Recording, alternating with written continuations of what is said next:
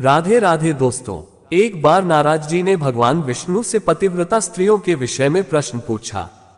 भगवान विष्णु ने पतिव्रता स्त्रियों के 3 लक्षण बताए। लेकिन वीडियो में आगे बढ़ने से पहले एक छोटी सी रिक्वेस्ट है। अगर आपने ये चैनल अभी तक सब्सक्राइब नहीं किया है तो सबसे पहले सब्सक्राइब कर ले ताकि सनातन धर्म से जुड़ी सारी जानकारियां आप तक सबसे पहले पहुंच सके। कमेंट्स बॉक्स में प्यार भरा राधे राधे लिखकर आपकी हाजिरी अवश्य दे। चलिए वीडियो करते हैं स्टार्ट।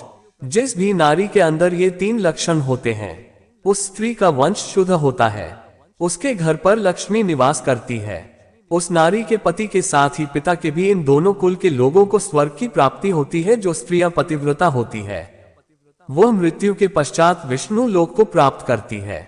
पतिव्रता स्त्री की महानता का वर्णन करते हुए भगवान विष्णु ने एक अत्यंत पवित्र कथा सुनाई है। इस कथा का श्रवण करने मात्र से ही व्यक्ति के सभी पाप नष्ट होते हैं। जो व्यक्ति ध्यान मग्न होकर इस कथा को सुनता भगवान विष्णु उसके 32 अपराध माफ करते हैं। इसीलिए प्रत्येक मनुष्य को इस कथा को ध्यान से सुनना चाहिए। शुरू करने से पहले आप सभी से विनती है कि कमेंट में जय श्री हरि विष्णु जरूर लिखें। साथ ही इस वीडियो को लाइक करें और चैनल को सब्सक्राइब जरूर करें ताकि आपको ऐसी ही आध्यात्मिक जानकारी प्राप्त हो। प्राचीन काल की बात है। मध्य देश में एक अत्यंत शोभायमान नगरी थी। उसमें एक पतिव्रता ब्राह्मणी रहती थी। उसका नाम था शायद व्याख्या का पति पिछले जन्म के पाप कर्मों के कारण इस जन्म में कोढ़ी हो गया था, अर्थात उसे कोढ़ का शरीर में बहुत सारे जख्म हुए थे जिनसे सदा ही पस निकलता रहता था। अपने पति की ऐसी दुर्गति देखकर भी शैब्या ने अपने पति का साथ नहीं छोड़ा और निर्मल भाव से वह अपने पति की सदा सेवा करती रहती थी। पति के मन में जो जो इच्छा होती उसे वह नारी अपनी शक्ति के अनुसार अवश्य ही पूर्ण करने का प्रयास करती थी। शैब्या प्रतिदिन देव पूजा की तरह ही अपने पति की पूजा करती थी और अपने मन की सभी इच्छाओं का त्याग करके अपने पति के प्रति विशेष स्नेह रखती थी। एक दिन से रिया के पति को रास्ते से जाती हुई एक अत्यंत सुंदर वेश्या दिखाई दी और सुंदर वेश्या को देखकर उसका पति कामवासना से भर गया और उस वेश्या पर मोहित किया के सुंदर रूप ने उस ब्राह्मण को पूरी तरह से अपने वश में कर लिया। उसके रूप को देखते ही वह आहें भरने लगा, लंबी लंबी सांसें खींचने लगा और नजरों से दूर चली गई तो वह बहुत दुखी हो गया। अपने पति की आवाज सुनकर वह पतिव्रता तुरंत दौड़ती हुई घर से बाहर आ गई और अपने पति से पूछने लगी, क्या हुआ, आप इतने उदास क्यों हो गए? आपने लंबी लंबी सांसें कैसे खींची? आपको जो भी कष्ट है मुझे बताइए, जो भी कार्य हो आप मुझे बताइए, पूर्ण करने का प्रयास अवश्य करूंगी। हे प्राणनाथ एकमात्र प्रियतम है। पत्नी के प्रकार से पूछने पर उसके पति ने कहा कि मुझे जो चाहिए वह तुम नहीं दे सकती। तुम ही क्या, कोई भी मुझे नहीं दे सकता, इसीलिए उस पर व्यर्थ बात करना उचित नहीं है। इसीलिए तुम रहने दो कि मैं आपके कार्य को अवश्य सिद्ध कर सकती हूँ। आप केवल मुझे आज्ञा देने का कष्ट करें, मैं अपनी पूरी शक्ति लगाकर उस काम को पूरा करूंगी। उस कार्य को पूर्ण करने के लिए उपाय हो मैं करूंगी। अगर मैं आपके इस कार्य को पूरा कर सके तो इस लोक में और परलोक में मेरा कल्याण होगा। उसने कहा, ठीक है, बताता हूँ। अभी अभी इस रास्ते से एक अत्यंत सुंदर वेश्या जा रही थी। उसका शरीर अत्यंत सुंदर और मनमोहक था जिसे देखकर मेरा हृदय से भर गया है। यदि तुम ऐसा कोई उपाय करो जिससे वह सुंदर वेश्या मुझे प्राप्त हो जाए तो मेरा जन्म सफल हो जाएगा। हे देवी, तो मुझसे मेरा मिलन करवा कर मेरी कामाग्नि को शांति के द्वारा। ऐसा कहने पर वह शायद या अत्यंत दुखी हुई और बोली, और उस दिशा से आका मिलन करवाऊंगी। इतना कहकर उस पतिव्रता नारी ने मन ही मन कुछ विचार किया और फिर रात्रि अंतिम प्रहर में गोबर और झाड़ू लेकर घर से चली गई। जाते समय उसके मन में बड़ी प्रसन्नता थी। फिर वह उस वेश्या के घर पर पहुंच गई और उसने उस वेश्या के घर के आंगन में झाड़ू लगाया और गोबर से लिपकर उसका आंगन अत्यंत सुंदर बना दिया और लोगों की नजर पड़ने से पहले ही शीघ्रता से अपने घर को लौट कर आ गई। इस प्रकार से उस पतिव्रता स्त्री ने दिनों तक कुछ वेश्या के घर के आंगन में झाड़ू लगाया और गोबर से लिपकर उसका आंगन स्वच्छ किया। उधर भविष्य अपने आंगन को देखकर अपने सेवकों से पूछ लेना, आंगन की कितनी बढ़िया सफाई किसने की है? जिसने भी मेरा आंगन बस किया है मैं उसकी इच्छा पूर्ण करूंगी। फिर जाके सेवकों ने कहा, हे वेश्या, घर के आंगन की सफाई तो हमने नहीं की, हमारे जागने से पहले ही कोई इस आंगन की सफाई करके चला जाता है। सेवकों की बात सुनकर वेश्या को बड़ा आश्चर्य हुआ और बस सोचने लगी, आखिर कौन आकर उनके घर के आंगन को साफ कर रहा है। फिर उसने जानने के लिए रात भर जागरण किया और छुपकर देखने लगी। तभी उसने देखा कि रात्रि के अंतिम प्रहर में ब्राह्मण या घर उसके घर के आंगन को साफ कर रही है। ब्राह्मणी को देखते ही भविष्य बोली, मुझे क्षमा करो, काम मत करो। पैर पकड़ लिए और कहा, संपत्ति कीर्ति का विनाश करने की इच्छा कर रही हो? मैंने कौन सा अपराध किया है? आपको जो चाहिए आपको दे दूंगी, किंतु आपको ये कार्य शोभा नहीं देता है। तब उस पतिव्रता ने उससे कहा, हे सुंदरी, मुझे धन की लालसा नहीं है, किंतु तुम्ही से मुझे कुछ काम है। यदि तुम करोगी तो मैं बताती हूँ। यदि तुम उस कार्य को पूर्ण करोगी तो मेरे मन को शांति मिलेगी और तभी मैं समझूंगा कि तुमने मेरा सारा मनोरथ पूर्ण कर दिया। फिर बोली, जल्दी बताए, मैं वचन देती हूँ, आपका जो भी अभीष्ट कार्य है उसे अवश्य पूर्ण करूंगी।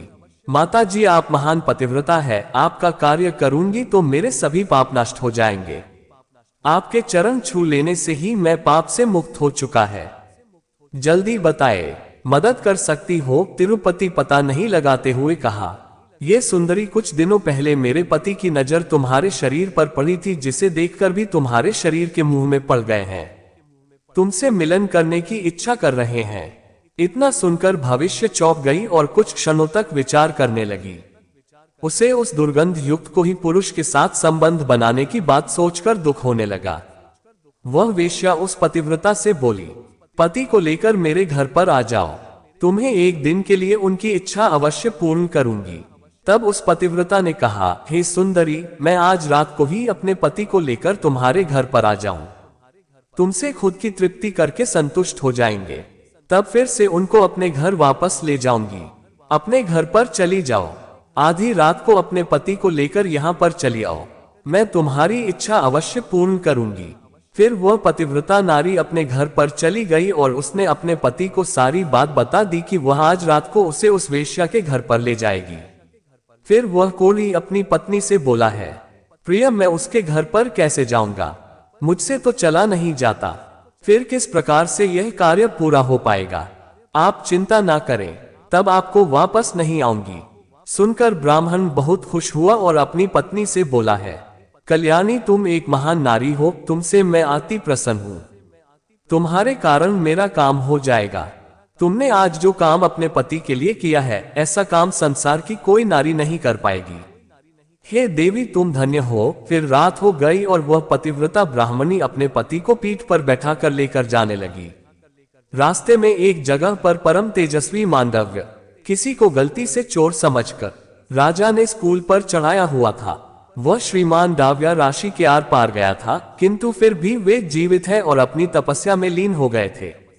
जब रात के अंधकार में वह पतिव्रता ब्राह्मणी मांडव ऋषि के नजदीक से गुजर रही थी तो गलती से उसके कोरी पति का पैर मांडव यार ऋषि के शरीर को लग गया और उनकी तपस्या भंग हो गए। मांडव यार ऐसी अत्यंत क्रोधित हो गए और जिस पार्टी ने भी मेरी तपस्या भंग की है और मुझे भेजना है दी है, वह पापी सूर्योदय होते ही भस्म हो जाएगा। ऋषि मंडल ने श्राप देते ही वह कुली जमीन पर गणपति 8 से 3 दिनों तक सूर्य का उदय ही ना हो, इतना अपने पति को लेकर घर चली गई और अपने पति को सैया पर लिटाकर उसके पास बैठ गई कि वाणी में इतनी शक्ति होती है कि वह जो भी कहती है वह सत्य हो जाता है और पतिव्रता के कहने पर साक्षात सूर्य देव को भी उसकी इच्छा का पालन करना पड़ता है, क्योंकि स्वयं भगवान विष्णु ने ही पतिव्रता स्त्रियों को यह वरदान दिया है कि वह जो बोलेगी वह अवश्य ही सिद्ध हो जाएगा। 15 दिनों तक सूर्योदय नहीं हुआ, सारा संसार अंधकार में चला गया और तीनों लोकों में इसकी खबर फैल गई। ये दृश्य देखकर सभी देवता ब्रह्मा जी के पास गए और सूर्य के ना होने का कारण पूछने लगे। तब ब्रह्मा जी ने देवताओं को उस ब्राह्मणी और मांडवी ऋषि का सारा वृतांत सुना दिया। फिर सभी देवता ब्रह्मा जी के साथ दिव्य विमानों में बैठकर उस पतिव्रता नारी के घर के पास चले गए। ब्रह्मा जी ने उस पतिव्रता नारी से कहा, हे माता, तुम्हारे कहने से सूर्य का उदय होना रुक गया है, जिससे संपूर्ण सृष्टि खतरे में आ गई। प्राणियों का जीवन दुश्वार हो गया है। तुम कृपा करके अपने वचन पीछे ले लो और सूर्य का उदय होने दो। यह मेरे लिए संपूर्ण लोगों से बढ़कर है और सूर्योदय होते ही मेरे पति की मृत्यु हो जाएगी, क्योंकि मांडव यमुने ने ऐसा श्राप दिया है। मैंने किसी लोग हमें क्रोध में तथा मुंह में आकर ऐसा नहीं किया है। मैं केवल अपने पति के प्राणों की रक्षा करना चाहती हूँ। ब्रह्मा जी ने कहा, हे माता, तुम्हारे पति की आयु ही थी, उसकी मृत्यु से पृथ्वी का कल्याण होगा। तुम अपने पति के प्राण जाने दो, इससे तुम्हें बहुत पुण्य मिलेगा, लोक में सुख की प्राप्ति नहीं होगी। मेरे पति मेरे लिए ईश्वर है, इसलिए मैं उनका त्याग नहीं कर सकती। हे कल्याणी, तुम्हारे इस पतिव्रता धर्म से मैं बहुत प्रसन्न हूँ।